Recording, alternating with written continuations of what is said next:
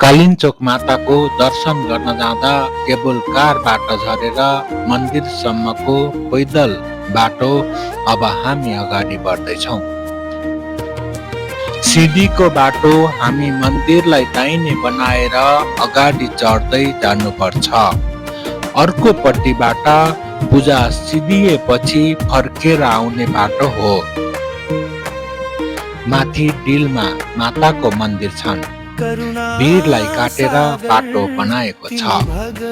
तल भिरको बाटो अक्कार कहाँ हो कहाँ हेर्न नसक्ने छ, तर ढुङ्गाले छाएको सिमेन्ट लगाएको बाटो र बाहर पनि मजबुत फलामको रेलिङको बलियो छ, जसले गर्दा कुनै पनि डरको महसुस हुँदैन।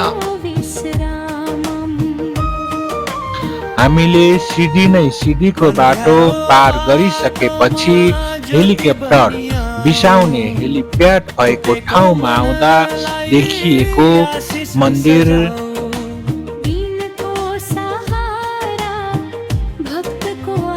गौरीशङ्कर हिमाल र चारैतिर बादलले ढाकेको पहाड र हिमालको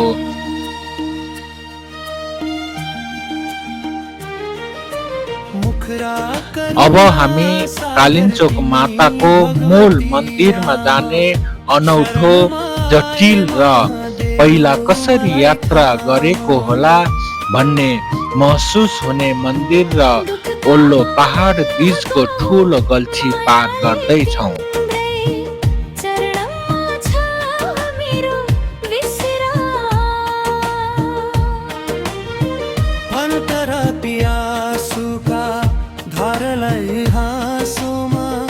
बदल जीवनको यात्रामा बनिदेऊ सफल।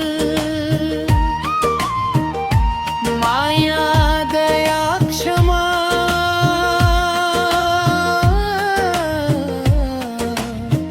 तिम्रो अनुपम दान सधैँ गुन्दा रहोस् तिम्रो पावन।